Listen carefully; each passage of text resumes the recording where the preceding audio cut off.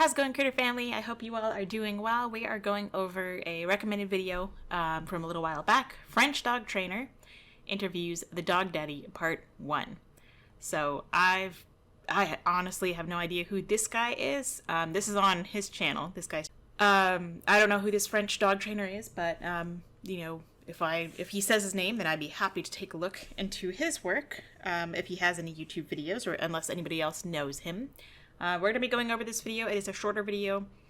I will be pausing to, make rebuttals or make comments on it, as is what you do in a review channel. But a lot of people get irritated thinking I talk too much. So if you want to see the original one, then this is it right here. It is on his channel. There you go. So if you want to support him, either of these gentlemen, then more power to you. If you want to support myself, then that is always appreciated. If you hear noise in the background, I have a little kitty, little Golly G. Willikers is his name on paper. He's my little foster. I have him until Sunday, so if you hear little monkey noise in the background, that's him. So yeah, using all this footage under Fair Use Act for education, criticism, giving my point of view, maybe combating some of the dangerous methods that he will explain, or anybody in the video explains for that matter. Yeah, so it looks like, I don't know if they emptied out a restaurant just for this interview or not. I mean, it looks like it's a little restaurant. Those are my headphones, excuse me, thank you. No, you gotta let go, thank you.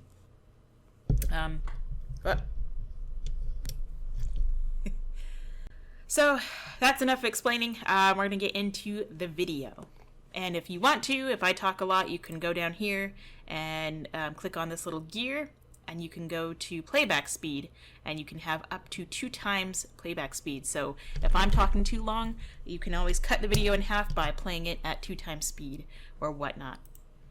So let's get started. Hi, hello. Today I'm with the dog daddy. How are you today? Good, how are you? Really good. We are going to talk about aggressive dogs. This is why we are here for, to help dogs owners, and especially dogs who can be euthanized because of their aggressivity. So the first question is, can you explain the X-step process that you use in order to work with an aggressive? Even in an interview, he can't take off his sunglasses? Like, seriously? I mean, like, he's sitting up straight, he's slouching, he's got, and it's not about the get-up, like, that's not the point of my criticism. I'm saying that a lot of time, I mean, you can wear whatever you want to. Just the fact that it's about respect, we're indoors, unless you have some kind of a visual impairment or like glaucoma or something, then okay, that's fine. If I didn't know that before and he does have that, then my apologies. And like, sincerely, my apologies. But when you're working with animals, it's important for them to be able to see your eyes. When you're in an interview with people, you can, I mean, we get you already have this little facade, but, and you have your image. But I just think it's just respectful to, at least, if you can, if you don't have any kind of medical needs for wearing sunglasses inside, even with his own species, he can't just remove those to give that respect. What I mean is, it seems very disrespectful. That's just, of course, he has his little muzzle here and his leash. And I mean, I love the color of the leash, but that's it. I do love a good basket muzzle that is properly fitted and properly conditioned. But he uses this so that he can abuse and take advantage of an animal that cannot fight back. And I mean that in the most sincere way. What he does is abusive. Well, if I get a dog that comes for a first class and they are completely out of control, that means the owner really doesn't have any idea how to communicate with the dog. I first take control with the leash so that I can physically get the dog under control. That means the dog is no longer lunging and pulling the owners down, being a liability to everybody around them. So that once I achieve that, I'm able to educate the owner on how to follow through. Okay, so he says when the dog comes in as a first lesson, I'll put some of these here too so you can read. When the dog comes in out of control. So for him, out of control is lunging and barking. I might even say the same thing, but I wouldn't say the dog itself is out of control. I understand where the dog's mental space is. Which is why I don't have big classes with large numbers of aggressive animals. I do in-home lessons. I do private lessons. I don't have a facility. As far as I can tell, I don't know if he does or not. He seems to do private lessons, which is great, but he also does group lessons in very busy areas. So for me, I think that is just a liability in itself. He immediately takes, the leash and control of the dog. I imagine I would hope from the owner's consent, they give him consent to take control of the leash. But he just immediately starts choking, popping, abusing the animal, cornering them, jabbing them in the side, hanging them by the leash, doing whatever he needs to force the animal to comply.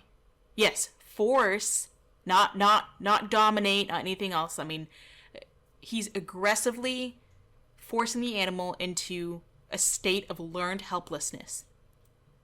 Learned helplessness was originally, a study by, scientists. I don't know exactly who did it, but they had a dog in a box, and it was divided, a small divider. They had a light bulb on each end, and there was electricity hooked up to the floor, so the bottom of the box, so the dog would be shocked.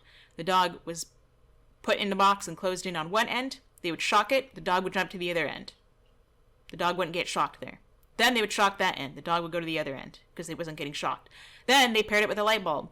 Light bulb would go on, shortly followed by a shock. The dog would move over. They would become conditioned to see the light bulb as, oh, I'm going to get shocked next. Then they shocked both ends. So the dog would jump over here, get shocked, jump over here, get shocked, jump over here, back and forth, until eventually the dog developed learned helplessness, where they sat there and continued to receive the shock. They were being shocked on their sensitive feet and foot pads, and they just began shaking because no matter what they did, they could not escape the painful stimulus. Same thing can be done if you have a dog that's afraid of a vacuum and you have them trapped in a room and you chase them and chase them and chase them with the vacuum and they can't get away. And when they try to bite it, it doesn't stop or they get corrected. Or with an aggressive dog with him, he has them on a choke chain, he has them on a prong collar, has a muzzle on them, they can't defend themselves, they are reactive because they are fearful. And then he gets hold of the leash and they go into fight or flight where they can't run away, they're trying to, so they have to fight him. They can't do that either because they have the muzzle on. So they're in a state of, they're fighting for their lives in a lot of cases because he's choking them. And then they give up. Dogs have the 5 F's: fight, flight, fiddle, faint, or freeze. So the dogs just end up freezing, shutting down. And at that point, learning is impossible. So he's not teaching anything. He is making, I don't know how much, beaucoup de money off of legally, not illegally, legally abusing animals and posting it on YouTube. With a combination of techniques and methods and how to handle... No, it's just straight up compulsion. You don't teach them any techniques or methods other than compulsion. You do what I say because I said so. Aside from beating the dog with an actual tool, I mean, I'm sure you smack him with the leash, but under the guise of training, it's okay. Obviously, it's very complex, so I go over... It is complex, and you don't do anything to make it any better. It's a complex situation, but you can make it easy. Not the way he's doing it, because you make it much more complex. You make the dog an actual liability of biting someone or the owner someday, or, going on a rampage and attacking other dogs or people. It's when I work with dogs and I specialize in aggression, and I'm going to get probably 10,000 people coming here over the next, I don't know, however many years this video will be up, telling me that I don't know what I'm talking about, they love dog daddy, blah, blah, blah, blah, blah. Okay, go follow the douche daddy if you want. I don't care. I'm not here to change your mind. I'm trying to, educate people with an open mind. When I work with aggressive dogs, I've worked with dogs with a bite history. One dog had bitten 8 different people, including the elderly mother of the owner and a child. And this dog, we accomplished it with a harness, with a basket muzzle, with treats, with just giving them space, as in pressure and release. If you understand that with horses, spatial distancing, not pressure and release the way he might talk about it. Hanging a dog and then when they stop reacting, you let them go. Not that kind of pressure and release. Proper pressure and release. When I work with these dogs, I try to make the homework as simple as possible because I don't expect the owners to have the practice of proper timing or having feel or understanding pressures and release. Understanding that if I just look at a dog, it can cause them to react. Or if I look at them too long, if I hold eye contact, if I move in a certain way, if I bend down, stand up, all sorts of things. So I try to make it as easy as possible. And for me, I like to explain it that if it looks like you're rewarding your dog for doing nothing, then you're doing it right. It shouldn't be a big show, a big before and after. Can you explain what do you mean by under control? Under control is, like I just said, it's the dog that's no longer lunging where they are out of control on the leash. This means the owner have no physical control over the dog, where if the dog decides to bite someone next to them or near them or pull the owner down. The dog doesn't decide. They don't think, I'm going to bite this person. When that happens, they are so over threshold. It is a reaction. It is not a response. They do not decide. They just do it. It is because you have put them in such a state of fight or flight. The humans have brought them into this situation. Whether the humans are there for help or not, people are like, oh, this guy's helping these owners. The owners got the dog to that point, and now they're not even doing homework.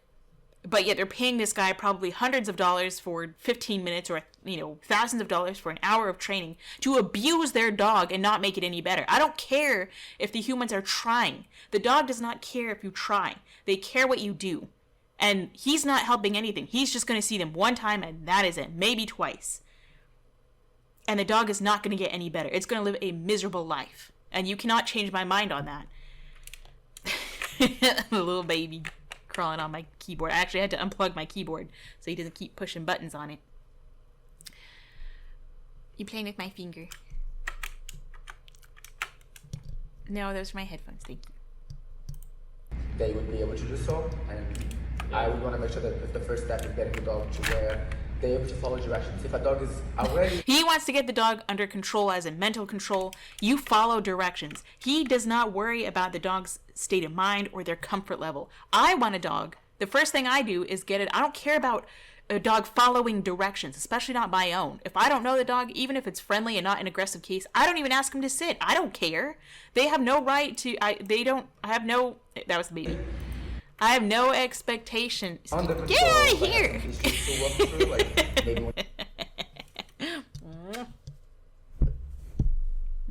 I love you.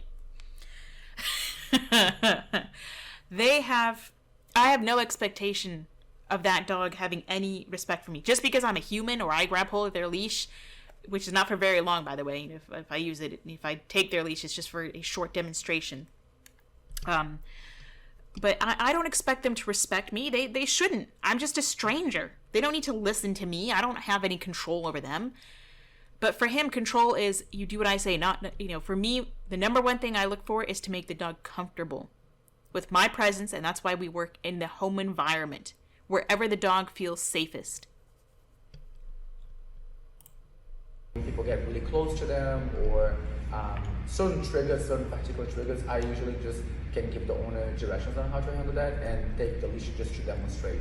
Which is just correction. If the dog has any trigger, he just corrects the dog when they react to the trigger. So they end up shutting down. They don't learn anything. They don't learn to be desensitized to the trigger.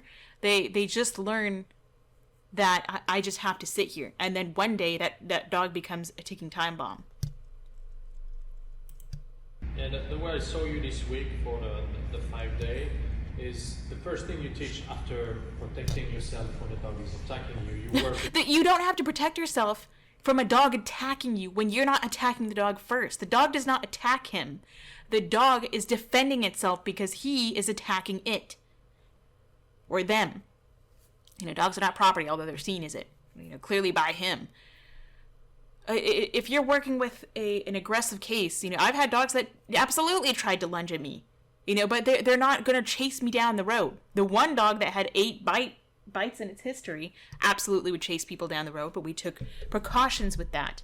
Also, I'm not going to be so close to them where I cause them to feel like they need to chase me or that's more of like a learned behavior. That's more of the extreme. I've only had one case, or maybe 2 cases, that were like Ava, which is the dog I'm referring to. Ava was the one with about 8 bites in her history, and guess what? We got her fine. She was working on a harness. She had her basket muzzle. She had her treats. She had her flirt pole. And she's good. It didn't take us, a million years to do it. Even so, if it had, that's what it would have taken for her. But you don't... This guy is just... Really, really on the seat and obedience. Why? Well, so these dogs, like I said, a lot of times...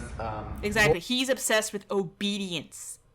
Most of them, I care about trust, not obedience. They don't have leadership and directions from the owners, so they are not really already trained to follow directions. So one of the first things that I want to... It's not about leadership and direction, or a lack thereof. Leadership does not mean abuse. Leadership does not mean an obedient dog. Leadership is having trust with your dog. That's what I think leadership is. The alphas of a pack of wolves, which dogs are not.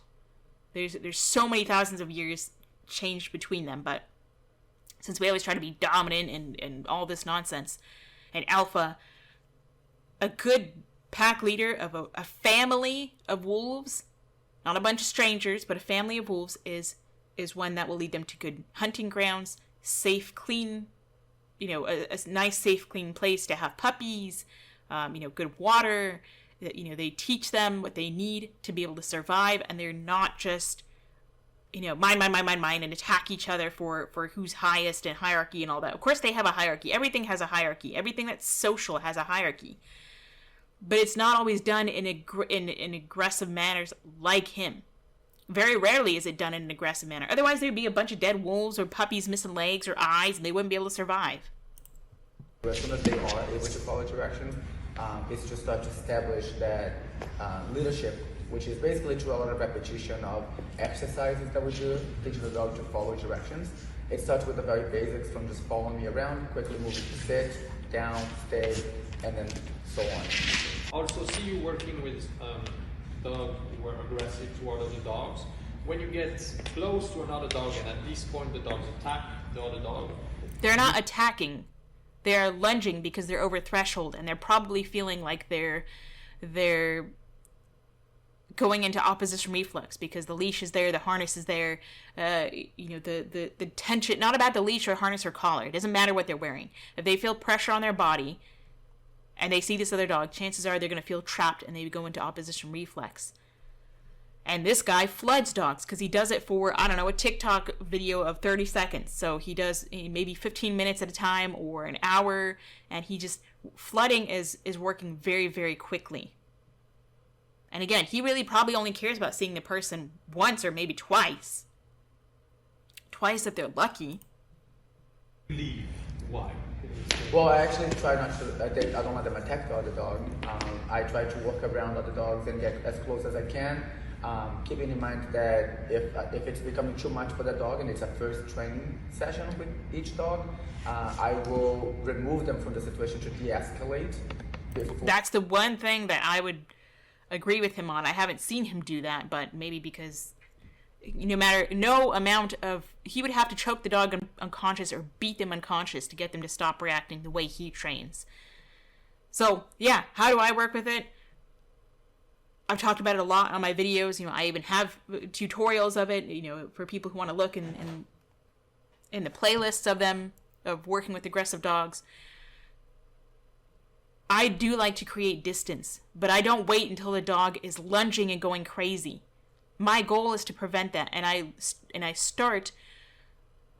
stop at the first sign I see the dog losing engagement with me and building that stress on the other dog, whether that's the ears pointing up, they're not able to focus on me, or they don't want to take a treat, they're too stressed, or they don't want to play with their ball, or whatever it is that the dog finds most rewarding.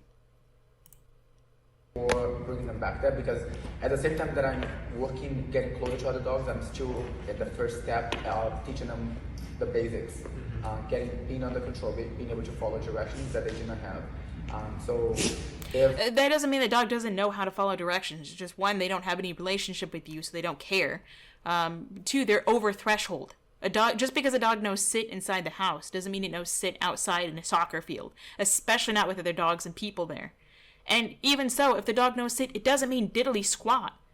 You put yourself and others at risk because you put them in a false state of security. Because, oh, I have a dog, I've worked with someone who had a Great Dane that was aggressive and reactive. And they always wanted to put their dog in a sit. Many people do, because they think, oh, if I put my dog in a sit, it makes the human comfortable. But I told them, no, don't worry about forcing a sit. If your dog is reactive and we're working on someone being able to just walk up to you, say howdy to you, and walk away. We want them to ignore the dog or maybe toss them a treat. We don't want them to feel like they can just come over and pet your dog and get in your space because your dog looks like they're, supposedly under control. Not that we want the dog to look like a psycho, but I don't want, if a dog is uncomfortable, even if they are comfortable, I don't want to make them shark bait by forcing them to comply to make the human comfortable. I'd rather the human learn that a dog is, has the right to take away consent or not even give consent to petting. Just because they're cute is not consent. I'd rather the human be afraid to come pet the dog. If the dog is telling him, I don't want to be pet, then the human just come over and automatically expect to be able to pet the dog.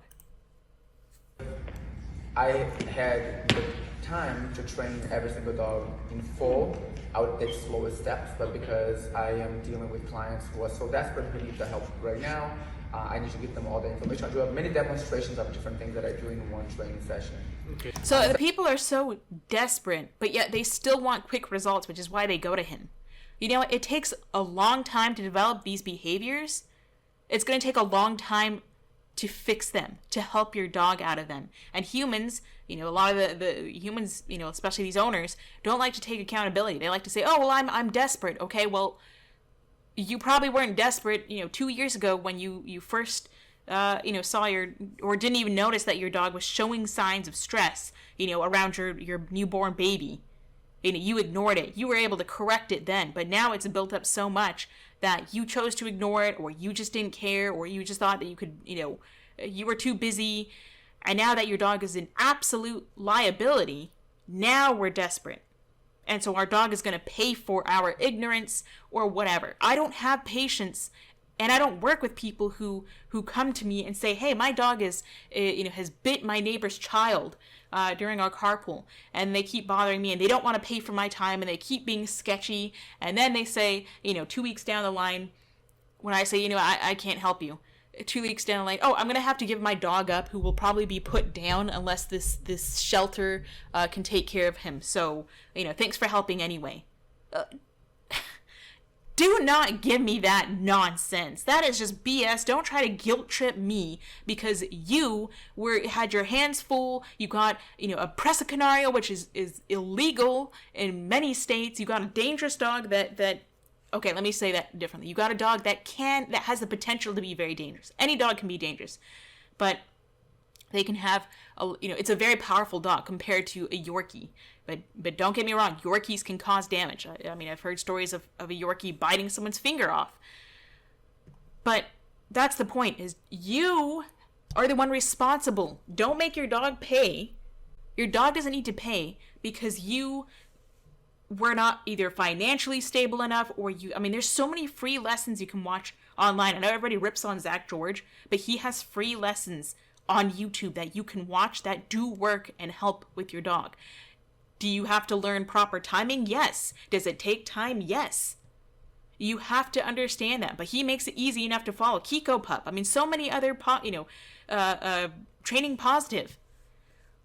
Grisha Stewart. I mean, all these online resources or inexpensive resources are great, but people don't want to take accountability for it. They want to say, oh no, now I'm in trouble because my dog is going to be put down, or I'm going to go to court, or I have to do this or that.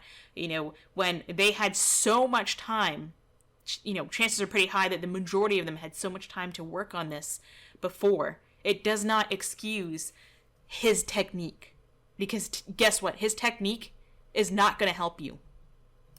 Instead of correcting them more and more and more, I would de-escalate by removing them and then coming back. So it's the same thing with any situation where it becomes basically too much for the dog to handle. I remove them from the 90% of what you situation, do is too much for the dog to handle.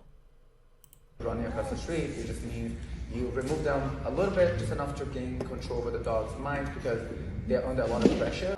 So once we get them a little bit more mentally under control, this means the dog is able to focus on us, then I can go back and try again. See, he says all the right things, but his actions do not follow. I agree with what he's saying. I do not agree with how he actually demonstrates that. Let's talk about really strong and really dominant and powerful aggressive dogs. No, not dominant. Be careful with the words you use. Really strong? Yes. Powerful? Yes. Can they be aggressive? Yes. Are they like just labeled aggressive? No.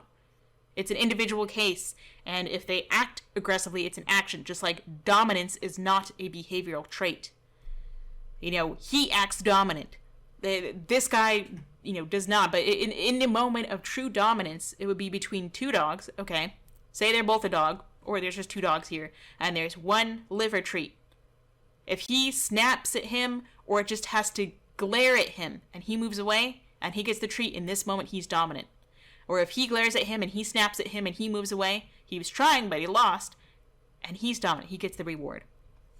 But it can change. It changes every instance with a dog. It's not an overall label that needs to be used. I mean, dominance in the way that humans like to describe it is exactly what he is doing. He has whatever issues he has where he feels like he's in control by abusing animals, and he's a pussy because he has to he's able to get away with it because he puts muzzles on the dogs and keeps them from actually, you know, treating him how he should be treated. When you're acting stupid with the dog and you get bitten, it's your fault. You deserve that. You asked for it. But he never gets hurt because he has a muzzle on the dog. He has that safety. And they really want to fight. When correcting doesn't work, what do you do? He just corrects harder. Again, it's a combination of many techniques. And you don't correct a dog who is aggressive and trying to fight. It makes them worse. My belief is that I'm not going to just rely on correcting. No, that's all you do. That is all you do. This is all just lies.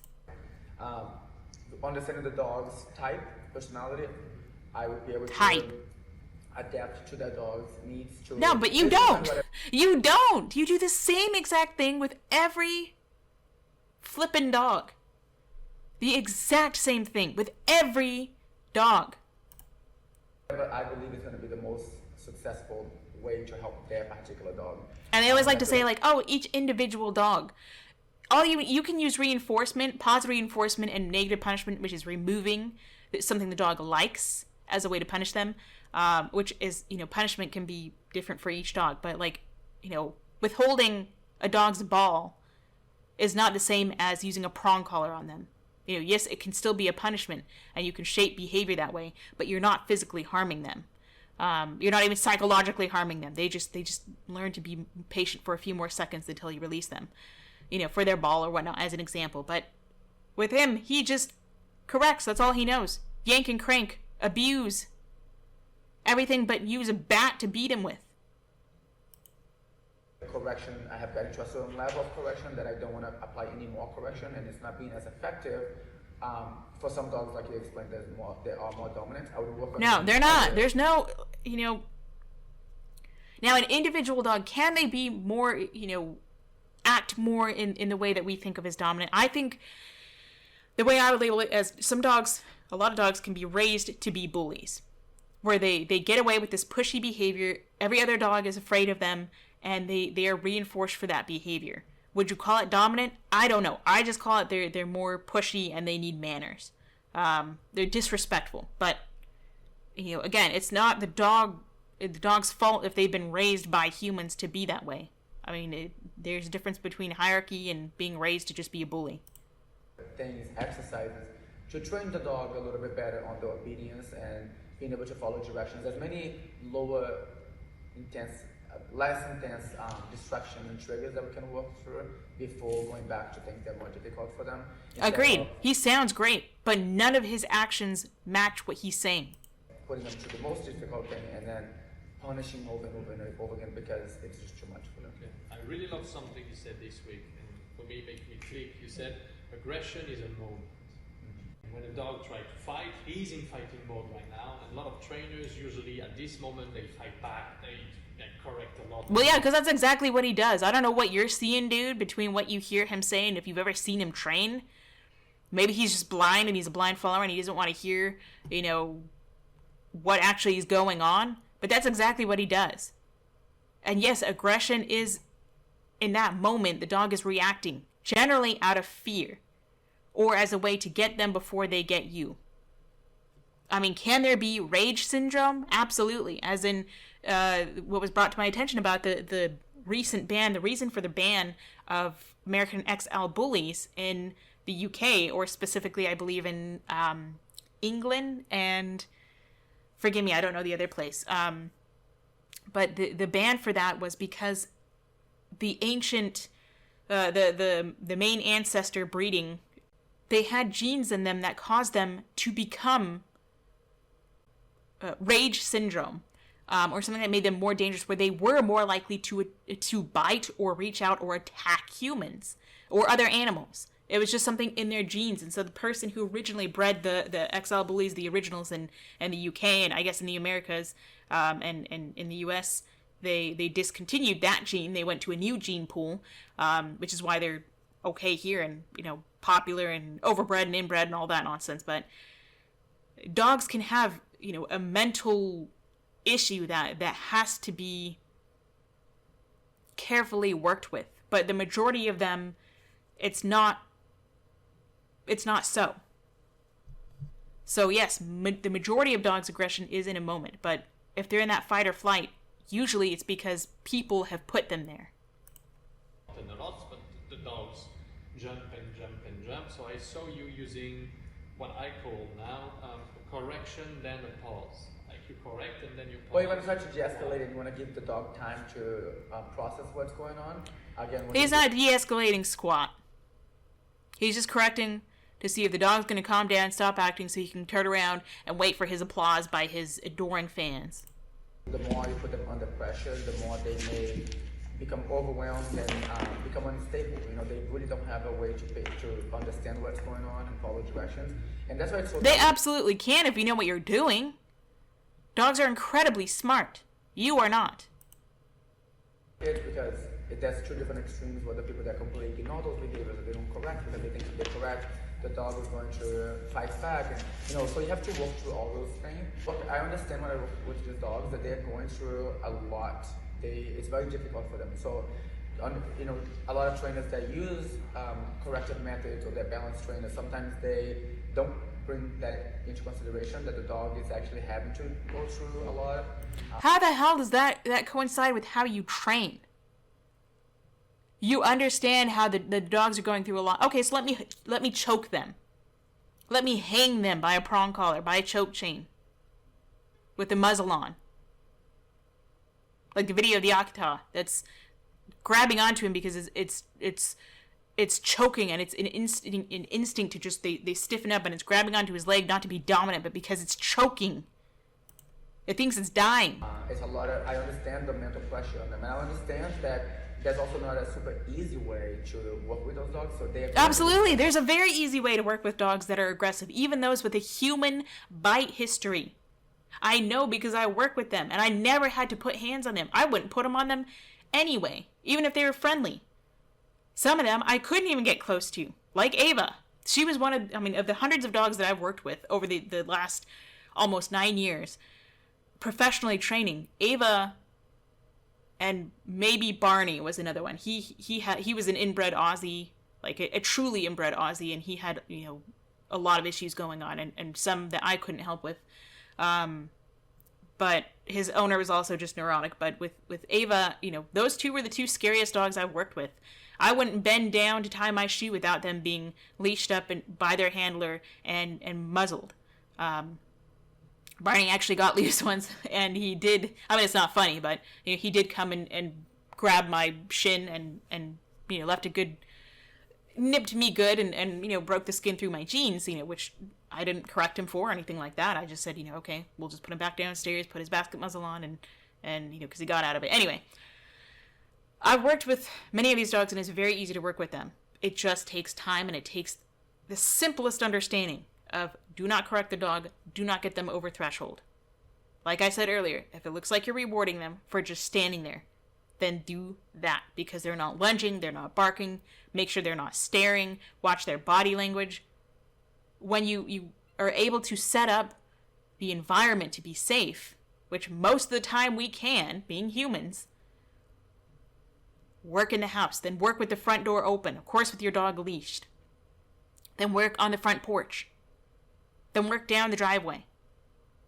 You can cover all the windows up in your car with a blanket and just sit there and slowly move the blanket down a little bit. If your dog barks, blanket goes back up, and continue rewarding them for just being calm in the car and hearing things. There's a number of ways you can do it where it's easy. I try to make it easy for owners because they don't want to focus on training 24/7. They're not a dog nerd like I am. No matter what, some of these dogs, the moment they step out of the house, they're already stressed out. So we can't really avoid that, but there's trying to find the minimum amount of pressure, the minimum amount of stress that will still be effective to make them get better, but without, or try not to overwhelm the dog. So I don't want the dog to just comply, sit and lay down and let everybody pet them like right away. I want everything he's saying. He's like, just like anybody else, any other trainer out there. I just saw a horse trainer on shout out to Rick Gore on Think Like a Horse. He was going over his previous Sunday Live, going over this like perfect horse channel, I think is what it's called, or perfect horse training. I think perfect horse channel, where this dummy was abusing a cute little pony, whipping it, and made it flip over. And Rick called him out for exactly what he was, just a pussy. But everything the guy was saying was as you would expect, but his actions, what he was saying was pretty good for the most part, but his actions did not match what he was saying. And the same is absolutely true for this guy. At least I can do that so that they're manageable, so that I can introduce them to other situations and teach them to be better. But the moment that I have that, I don't drop any more pressure. Okay. And how do you see, because in dog training, usually what we saw is when we work with aggressive dog, they say never let the dog growl, and if you let him growl or show the teeth or attack him, you are not correcting this. They said that you teach the dog to continue. So how do you see, because we worked the whole week together and I saw you... So he's worked with him. So okay, I don't trust anything this guy says or does anyway. If a dog growls, I never reinforce. I always teach people don't correct for a growl, because a growl is in a way your friend, because it's a warning sign. The growl comes before the bite.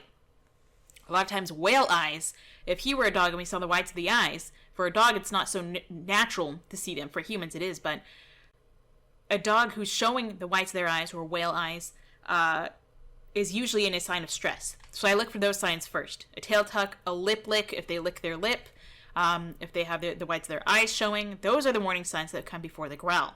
Then a closed, tight mouth with short lips, that's probably the second red flag. Then the growl, the low growl.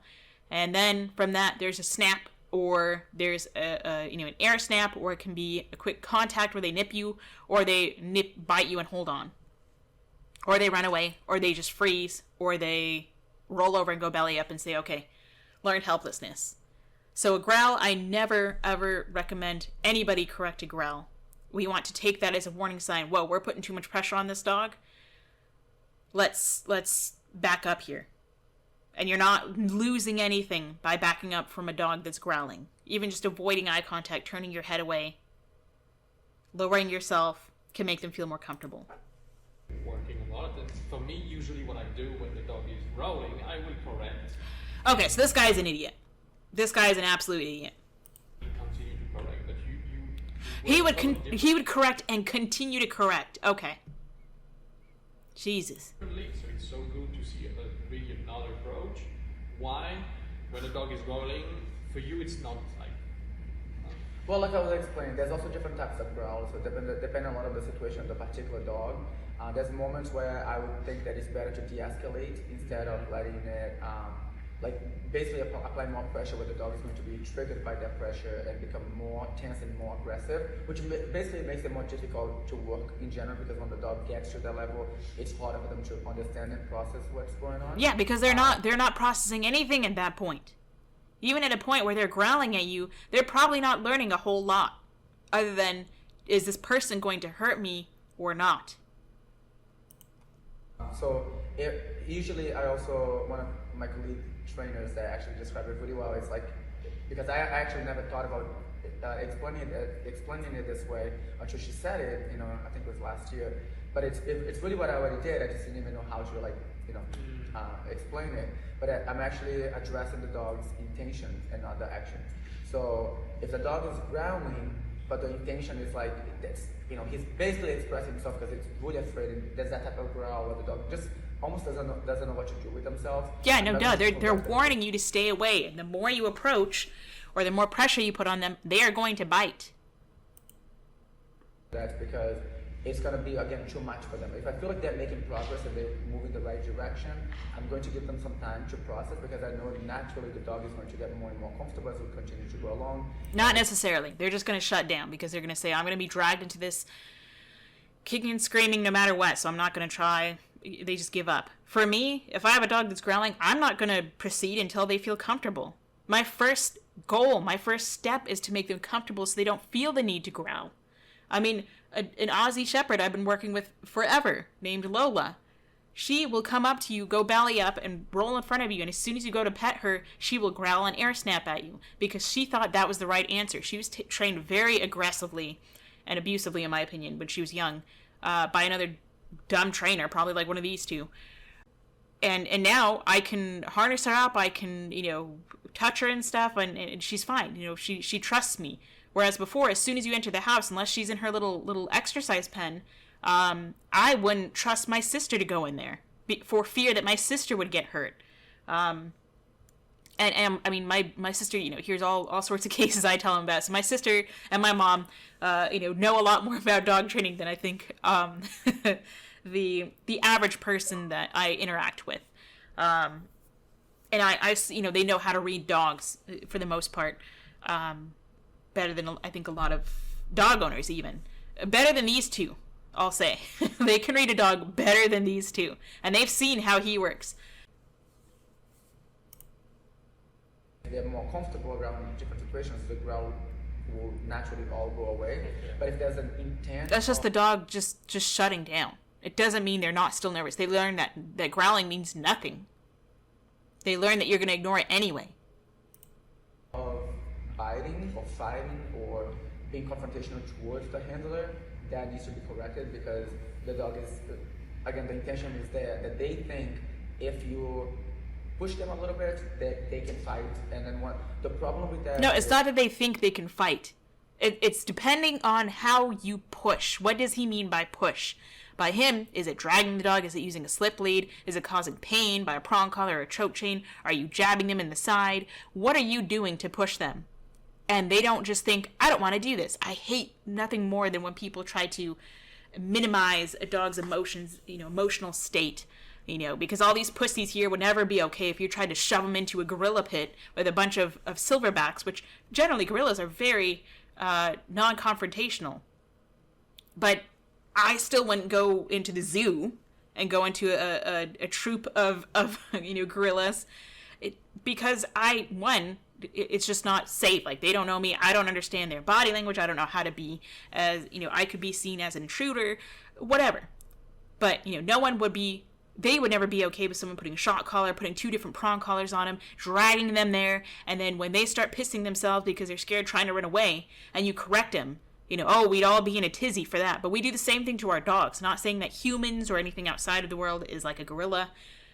I'm not calling anybody that. I'm just saying that it might as well be, what you're doing to your dog. You're throwing them into the lion's den every time you go out, and you expect them to just listen. when you're out in public and your dog is dealing with other situations that is really difficult for them, but they have to be able to fail in society. So you're passing by other dogs, you're passing by people, and you cannot. They don't have to necessarily walk by other dogs and people. I mean, unless you have a dog that is reactive and you're in the city, you got to figure that out. Whether that means you got to do what's best by your dog. Whether that means you have to rehome your dog to a proper home, or you take the proper steps, which I'm not saying is easy, but I give it to people. I give them all my respect, and I think it's very, honorable to do what's right by your dog. If you have a very aggressive dog, I'm not saying just let them go on a farm somewhere. I mean, if you have to, yeah, do what's best for them, or take them to an area where you can work with them and slowly work your way up. I mean, it's sometimes the right answer is not the easiest one. There's some cases where I've suggested with people that, hey, if we cannot, if this is not going to work for you, then maybe you do need to, consider rehoming this particular dog, and I will help with that process. And I mean it. I'm true to my word. And if people do that, then hopefully the next time they get another dog, if they do, then they will do the right thing, and they will make the right choice, and they will do their research, and they will start with training early and in an appropriate manner, and prevent this from happening. But in the end, it just depends on the person. Even try to redirect your dog's attention, because the moment that you do any pressure, the dog will turn around and attack you. It's one of the most dangerous dogs you could ever imagine, because not only they try to bite everybody in front of them, but they also impossible to stop. No, that's actually not true. That's just, I mean, to him it's probably true, but he doesn't know what he's talking about. Dogs, I mean, Adonis was like that. Adonis would redirect on me. Now, would he nip me? Yeah. Would he puncture me? No. But his little teeth hurt enough where he was excited about other dogs and he was over threshold. He was not like this where he would try to harm another dog. But I've worked with dogs like this. So that's why you don't correct them, because it can lead to other behaviors or behavioral fallout. So when you're training a dog, you teach them little steps by little steps. If you have to start in the house, then start in the house. Move to the backyard, move to the front yard, move down the street, drive an hour out if you have to. If you're really dedicated in helping your dog, otherwise find someone who can take your dog and not just work with them. Maybe they need to live with them, but maybe you need to rehome your dog. Do what's best for the dog. Not just what's best for the human, which all these two sound like they're doing is making what's best for the human. It doesn't